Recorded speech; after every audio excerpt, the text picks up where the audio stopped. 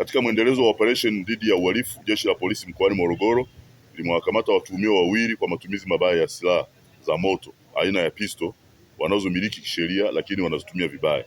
Waliokamatwa ni Kishiwa Stanislaus Zumbi, huyu ana umri wa miaka 51, ni mkulima na mkazi wa Kihonda. Mtuhumiwa akiwa na silaha moja aina ya pisto aina ya Markov yenye namba AK 0077 alifyatua risasi 4 akiwa katika umati mkubwa kwenye starehe, kitu ambacho sio halali na sio maelekezo, na hivyo akawa amezua taharuki pale. Tukio hilo limetokea Machi 2 mwaka huu usiku kwenye kilabu cha pombe eneo la Kihonda, manispaa ya Morogoro.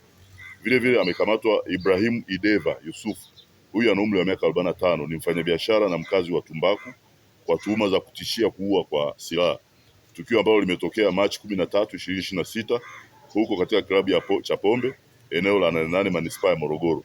Mtumiwa alitumia silaha hiyo kumtishia mhudumu kwenye paji la uso ili kuendelea kupewa huduma bila malipo. Mtumiwa alidhibitiwa na kunyang'anywa silaha hiyo aina ya pisto aina ya Browning yenye namba B 395661 ikiwa na risasi 5 kabla haijasababisha madhara. Kwa hiyo hatua za kisheria zinaendelea kwa hatua zaidi dhidi ya hawa watuhumiwa, lakini kwa awali silaha zao zile zimechukuliwa na ziko chini ya upelelezi, kwa maana chini ya jeshi la polisi.